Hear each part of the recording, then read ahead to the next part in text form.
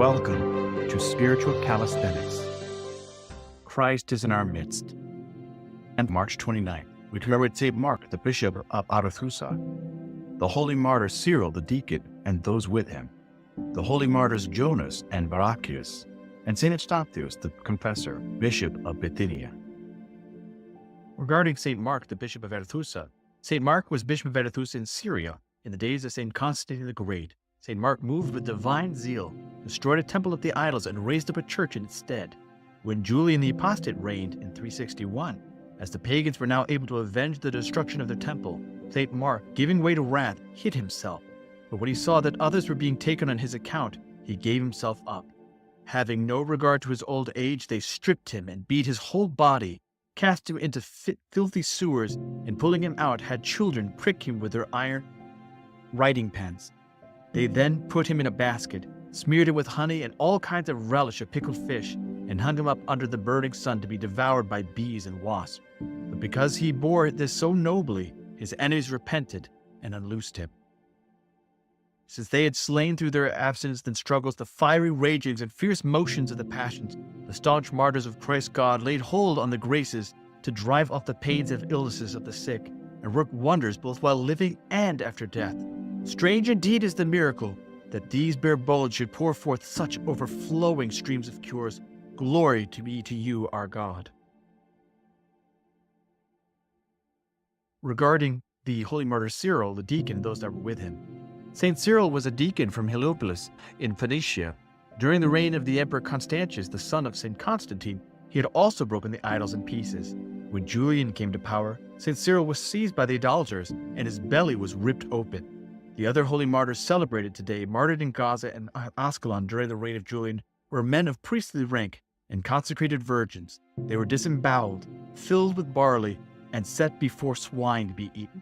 The accounts of all the above saints is given in the third book of Theodoret of Cyrus' Ecclesiastical History, regarding St. Jonas and Mark the martyrs. As for the holy martyrs Jonas and Barachesius, they were monks from Persia who lived in the reign of Sapor II, king of Persia, from 325 to 379. These saints found 9 Christians in prison suffering for their faith and comforted them, encouraging them to stand fast till the end, which they did, and received the crown of martyrdom. Because of this, Saints Jonas and Barachesius were also seized and commanded to worship the fire, the sun, and the water. When they refused, Jonas, among other tortures, had his hands and feet cut off, or was crushed in a device that broke his bones and was sawn asunder. Barachesius was dragged naked over thorns. His whole body was pierced with sharp reeds, then broken in the same device and flowed upon Jonas.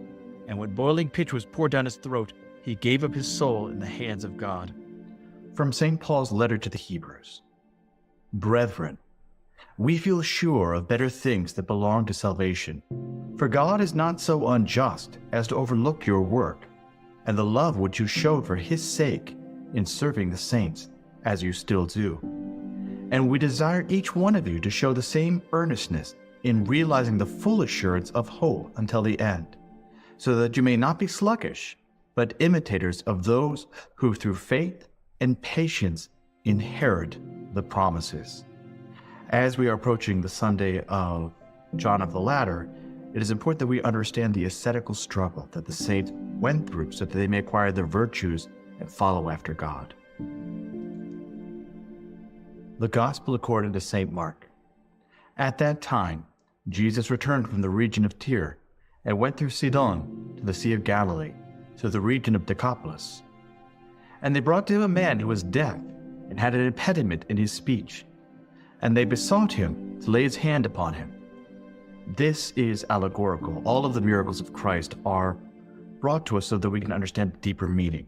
For someone that is deaf, that is unable to hear, and an impediment in his speech, unable to speak, this means that this is someone that is not able to hear God or ask for help from God. And so, much like the people from Capernaum, these people have brought this man to Christ that he may enter this man and save him. And taking him aside from the multitude privately, he put his fingers into his ears and spat and touched his tongue. And looking up to heaven, he sighed and said, Ephphatha, that is, be opened. And his ears were opened, his tongue was released, and he spoke plainly. Notice how Jesus Christ takes it aside. This is not to be a spectacle. This is not supposed to be one of those faith healings where you see thousands of people and you lay a hand on it. Oh! Christ comes into us and heals us. And it is not through just hearing about Christ, but through interactions with Christ, touching Christ. This is done through the sacraments of the church, through Holy Communion, through unction. And he charged them to tell no one. But the more he charged them, the more zealously they proclaimed it. And they were astonished beyond measure, saying, "He has done all things well. He even makes the deaf hear and the dumb speak." I hope that you've enjoyed today's spiritual calisthenics. Have a blessed and wonderful day.